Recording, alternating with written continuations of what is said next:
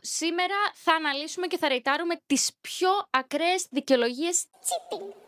That's me, I'm Volt and I'm trying to be a good YouTuber. Ή και όχι. Okay. Είμαι η Volt και καλώς ήρθατε σε ένα ακόμα επεισόδιο του Toxic TV. Yes, του Toxic TV. Λοιπόν, έχω να πω ότι, παιδιά, είναι η πρώτη μου φορά που κάνω YouTube. Στο γιόνι μου. Και μπορώ να πω πως είμαι ενθουσιασμένη. Βέβαια, προσπαθώ να βρω τα πατήματά μου, οπότε don't judge. Okay. Και σήμερα πάμε να κάνουμε countdown από την πιο, το ακούω, δικαιολογία, μέχρι την πιο ακραία δικαιολογία σε cheating.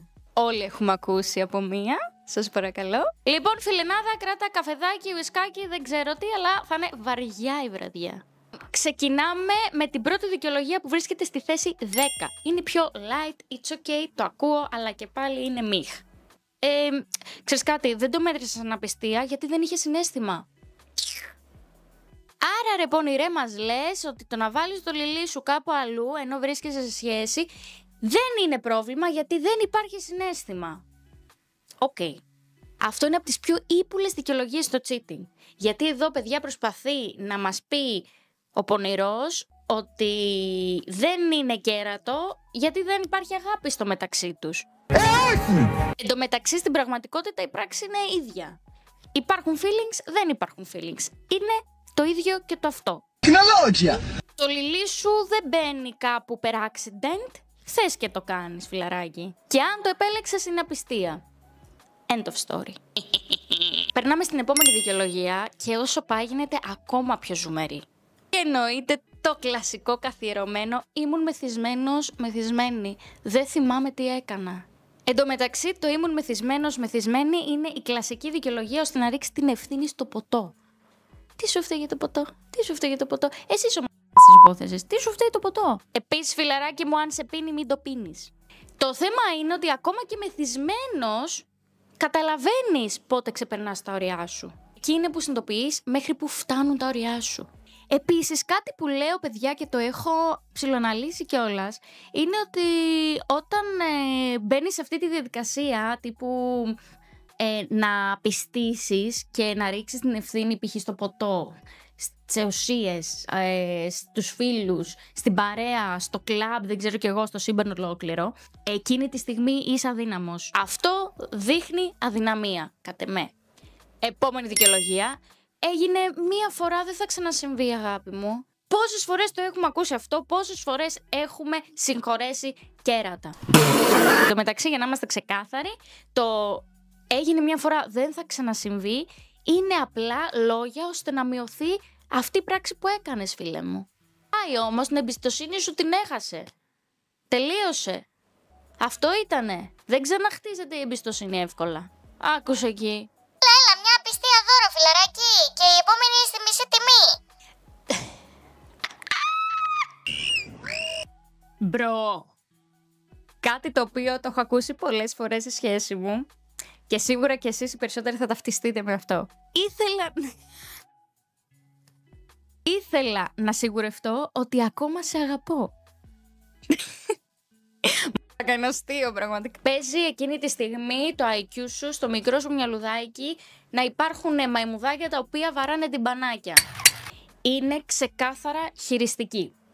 Αν δηλαδή χρειάζεται να προδώσεις για να σιγουρευτείς για κάτι, τότε στάνταρ δεν υπάρχει αγάπη μεταξύ εσένα και το άτομο το οποίο είσαι σε σχέση. Το μόνο σίγουρο που αποκομείς από όλη αυτή την πρακτική είναι ότι δεν αγαπάς. Όσο πλησιάζουμε στο τέλος, ταυτιζόμαστε ακόμα περισσότερο. Μωρό μου έλειπε προσοχή, δεν φταίς εσύ. Κρύβεται μόνο μία αλήθεια πίσω από αυτό. Η ανασφάλεια. Έχεις ανασφάλεια, φιλαράκι μου, και αναζητάς αλλού προσοχή και όχι από την ίδια σου τη σχέση. Είναι ξεκάθαρη δικαιολογία. Οπότε, παιδιά, καταλήγουμε ότι το attention είναι σαν μια πλατφόρμα που θες να παραγγείλεις το φαγητό σου, τον καφέ σου. Είναι κλειστό αυτό το μαγαζάκι, παραγγέλνουμε από αλλού. Μια συμβουλή, παιδιά, πως αν έχετε ανασφάλειες, δουλέψτε πρώτα με τον εαυτό σας και μετά μπείτε στη διαδικασία να βάλετε στη ζωή σας και έναν δεύτερο άνθρωπο. Τρίτο. Τέταρτο. Αχ, η επόμενη δικαιολογία, παιδιά, η επόμενη δικαιολογία πρέπει να την κορνιζάρουμε με νέων χρώματα. Εσύ φταίς γιατί δεν με κάλυπτες σεξουαλικά και συναισθηματικά. Και εδώ έχουμε το απόλυτο blame shift. Αν κάτι μας λείπει, μιλάμε, επικοινωνούμε, στόμα έχουμε, λαλιά έχουμε. Το να είσαι φυγόπονος, να προσπαθείς να αποδράσεις από όλη την κατάσταση και η πιο εύκολη λύση είναι να πας να πιστήσεις, τότε δεν σου φταίει κανένας άλλος παρά μόνο ο ίδιος ο εαυτός. Άντε μην τα πάρω τώρα. Cheating δεν είναι λύση για τίποτα. Σκάτα θα τα κάνεις σαν τα μούτρα σου. Το επόμενο, πάρα πολλοί από εμάς το έχουμε πει και πάρα πολλοί από εμάς το έχουμε ακούσει επίσης. Δεν ήμασταν επίσημα μαζί εκείνη τη στιγμή. Ρε φίλε, τι να σου πω, αν θεωρείς ότι πρέπει να βάλεις κάποια επίσημη ταμπέλα για να μην απατήσεις, τότε κάτι πάει λάθος με σένα σίγουρα. Να το κοιτάξεις. Τώρα θα μου πεις, ναι, αλλά από τη στιγμή που δεν έχω κάτι με την άλλη ή με τον άλλον, γιατί να μην πάω και με άλλους?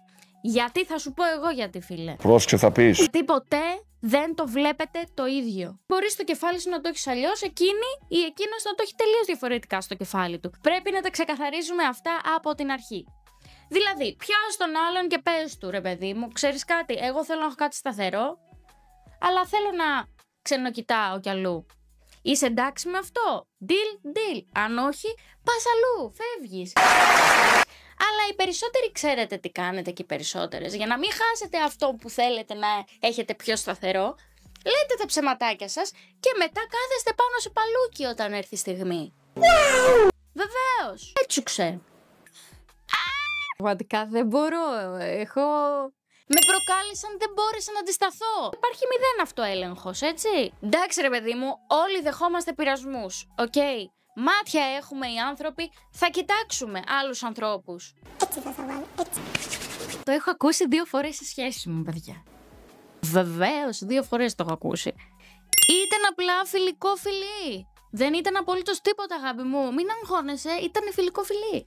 What? Δεν κατάλαβα. Αυτή είναι η δικαιολογία. Να το συζητήσουμε λίγο. Να δίνω γλωσσόφυλλο στον Τελιβερά, γιατί είναι φιλικό φιλί. Τον ευχαριστώ φιλικά. Με ένα φιλί φιλικό που μου έφερε το καφεδάκι. Είναι απλά ένα φιλικό φιλί. Αν το φιλί σου, φιλαράκι μου, βάζει τον άλλον σε αμφιβολίες, είναι ήδη προδοσία. Εντάξει, κάνε ένα φιλικό φιλί, μάτια μου. Κάνε ένα φιλικό φιλί, δεν υπάρχει. Καμία ξαδέρφη που της έδωσες φιλικό φιλί. Εντάξει. Και περνάμε στην τελευταία και πιο κλόν δικαιολογία που έχω ακούσει ever. Σε απάτησα για να σε εκτιμήσω περισσότερο, αγάπη μου. Πω, νιώθω ότι έχω full ειρωνικό ύφος. Και εδώ μιλάμε, παιδιά, για μια ιδιοφυΐα που παίρνει Νόμπελ λογικής. Κάτσε, μάνα, μισό λεπτό να πάω να φάω McDonald's για να εκτιμήσω λίγο τις φακές που μου φτιάξες. Πρωτού συνεχίσουμε όμως, μπορείς να κάνεις ένα like και ένα subscribe, ώστε να συνεχίσω κι εγώ τα επόμενα επεισόδια του Toxic TV. Κοίτα να δεις τον ελεπουδιάρη. Άσε ρε πονηρέ. Αυτό, παιδιά, είναι μια επικίνδυνη δικαιολογία, γιατί στο πλασάρι σαν μάθημα σε εισαγωγικά. Που εντωμεταξύ στην πραγματικότητα είναι full manipulation όλο αυτό. Γιατί σου λέει, σε πληγώνω για να σου δείξω ότι σ' αγαπάω. Bro, toxic as hell.